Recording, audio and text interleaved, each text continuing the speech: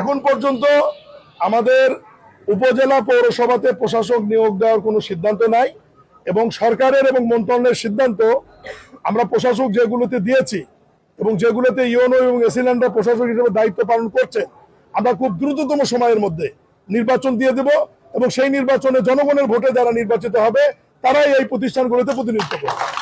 স্থানীয় সরকার নির্বাচনটা আমি বলেছি দ্রুততম সময়ের মধ্যে। আপনাদেরকে একটা জিনিস বুঝতে হবে, বিগত অন্তর্বর্তীকালীন সরকার স্থানীয় সরকার নির্বাচনগুলি বাতিল করে দিয়েছে একটা অর্ডিন্যান্সের মাধ্যমে এবং ওই বাতিলের সাথে তারা আরেকটা জিনিস বাতিল করেছে যে বিগত ফ্যাসিস্ট সরকারের সময় যে দলীয় প্রতীকে নির্বাচন হতো, জাতীয় প্রতীকে, এই প্রতীকটা ওনারা বাতিল করে দিয়েছেন।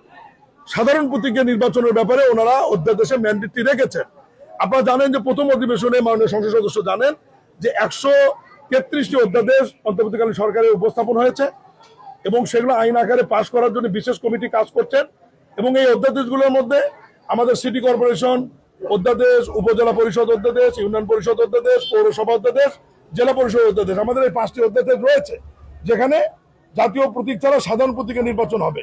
এই পার্লামেন্টে মাননীয় সংসদ সদস্যরা এই অধ্যাদেশগুলি যদি আইন আকারে পাশ করে, আইনটা যখন আইন মন্ত্রণালয়ের মাধ্যমে পাশ হয়ে আমাদের মন্ত্রণালয়ে যাবে, যাওয়ার সঙ্গে সঙ্গে আমরা নির্বাচনের ব্যাপারে পদক্ষেপ নেব। আপনাদেরকে অসংখ্য ধন্যবাদ। ইতিমধ্যে মাননীয় প্রধানমন্ত্রী এবং মাননীয় মন্ত্রী আমার মন্ত্রণালয়ের একটি সিদ্ধান্ত দিয়েছেন এবং একটি নোট ভার্বাল অনুমোদন করে দিয়েছেন।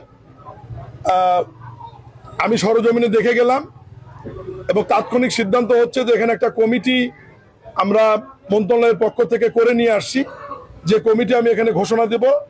এই কমিটি আগামী 15 দিনের মধ্যে, এটা একটি সরকারি কমিটি, কোনো দলীয় না, 15 দিনের মধ্যে এই রাস্তা চলাচল উপযোগী এবং পরিবহন চলাচল উপযোগী করার জন্য যে পদক্ষেপ নেওয়ার দরকার তারা নেবেন এবং এই কমিটি এই পদক্ষেপ নেওয়ার বিষয়ে সরকারের পক্ষ থেকে বা মন্ত্রণালয়ের পক্ষ থেকে যদি আমাদের কোনো সহায়তার প্রয়োজন হয়, তারা চাওয়া মাত্রই তাৎক্ষণিক আমাদের স্থানীয় সরকার, পল্লী সমবায় মন্ত্রণালয় এবং বাংলাদেশ সরকার এবং মাননীয় প্রধানমন্ত্রী জনাব তারেক রহমানের পক্ষ থেকে আমরা সেই সহায়তা প্রদান করব।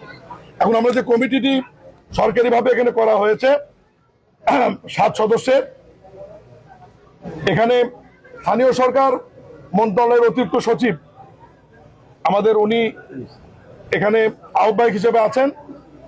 প্রশাসক জেলা পরিষদ চাঁপাইনবাবগঞ্জকে রাখা হয়েছে, জেলা প্রশাসক চাঁপাইনবাবগঞ্জ, পুলিশ সুপার চাঁপাইনবাবগঞ্জ, প্রকল্প পরিচালক মানে যে প্রকল্পের মাধ্যমে এই ব্রিজটি নির্মিত হয়েছে উনি এই কমিটিতে আছেন, সদর উপজেলা নির্বাহী কর্মকর্তা এই কমিটিতে আছেন।